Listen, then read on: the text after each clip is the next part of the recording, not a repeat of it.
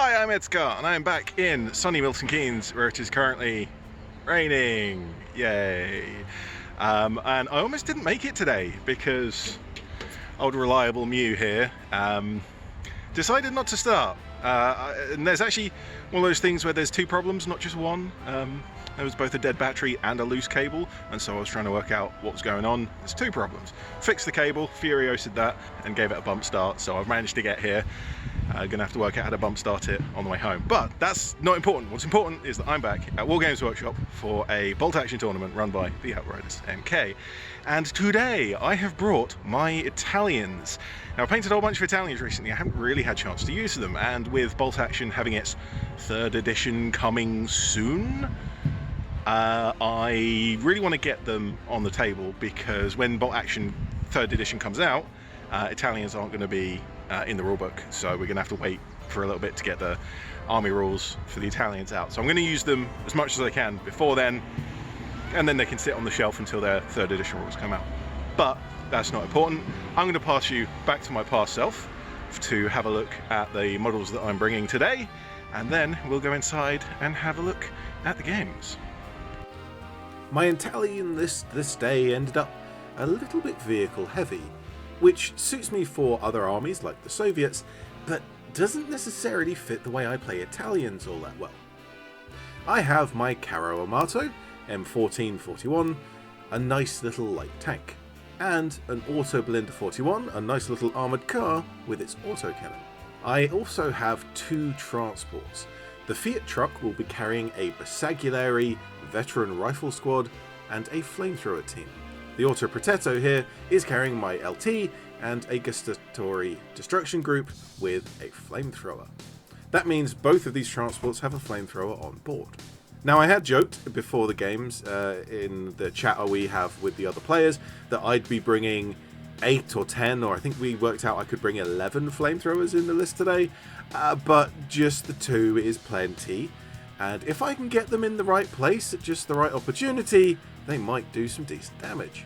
After the vehicles, I pretty much only have 3 units that aren't as mobile, which is a regular rifle squad, a sniper, and a medium howitzer, and yes, the mule there is a member of the crew and not a tow. So this force really isn't hammer and anvil, it's more like hammer and a little paperweight.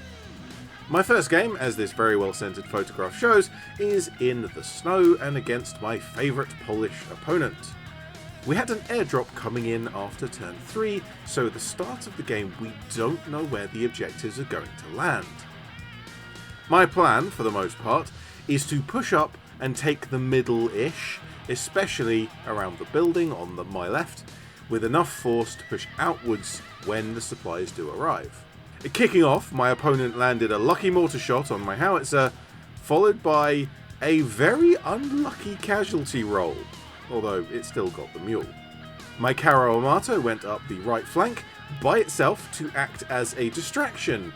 However, it accidentally ended up doing really well. The Auto Blinda bracketing the left flank wasn't necessarily as successful, but neither was my opponent's fire against it, allowing both vehicles to just roll about and wreak havoc. My regular infantry got to the middle just as the objectives landed, putting them in the best position to move on to either of 2 of them when the game came to an end. My Auto Protetto nipped up and ended up punching right into my opponent's lines, although this isn't as cool as it sounds because it just means that they were surrounded and got chewed up. Now, the Auto Protetto escaped, taking the officer's assistance with it to a different objective at the end of the game. The Gustatory weren't as lucky. In a scene that will repeat itself in all 3 games, my truck got a few pins and kept failing its order tests, as did the Bersaglieri on board, although I did get the flamethrower team to move. They took out my opponent's officer, who had jumped into the building's bottom floor, and then they withdrew to safety behind the building to capture one of the objectives that had landed there. A nice safe spot for them.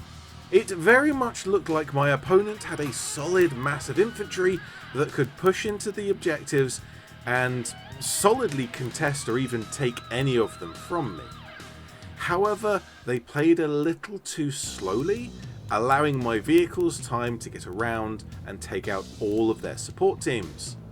Although this brave little tankette did come and contest one at the end of the game, my flamethrower and officer's assistants took the other two. And most of these wiped out units shown here come from the last 2 turns. It's only then that I managed to actually gain the initiative to do the damage.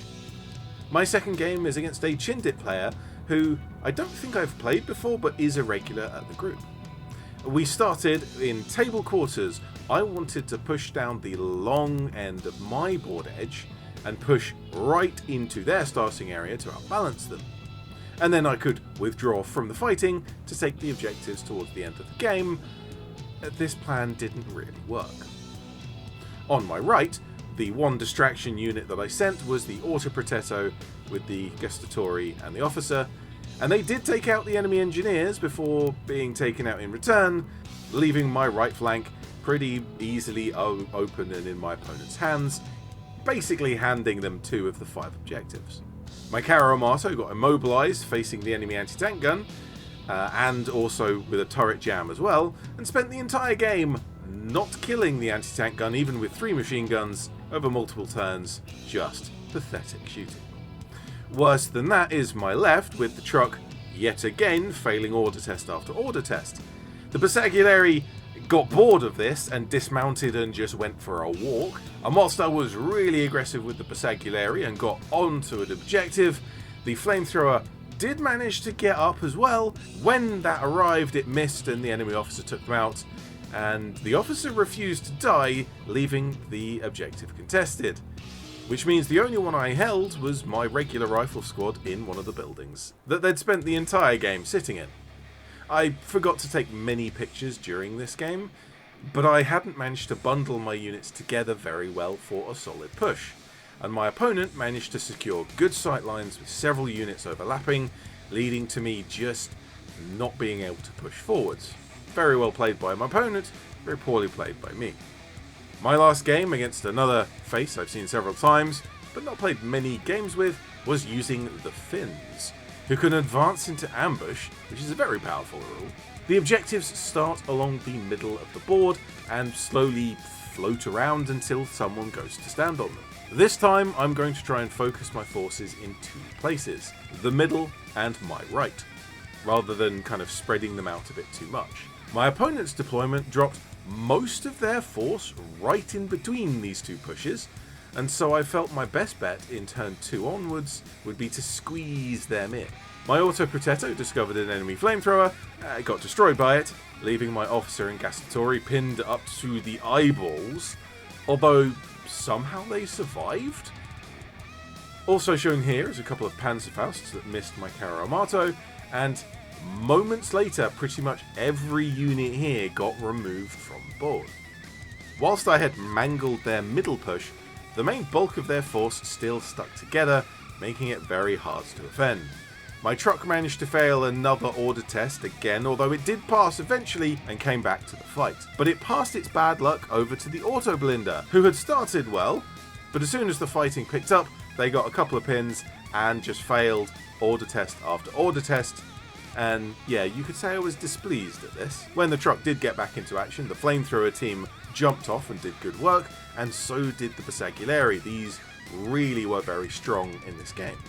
Although I made the mistake of moving my flamethrower team in front of the enemy sniper who was on ambush, before I shot my howitzer at the sniper, which did manage to take it out. And so that's a lesson in how to not order your units in bolt action. Before long, a lot of everything had been taken off of the board from both sides, and a strong effort was made to dislodge me from the 2 objectives that I had managed to take.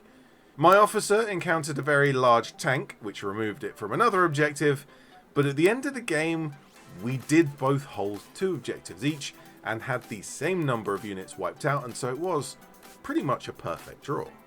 A very hard fought and stressful perfect draw, but a perfect draw.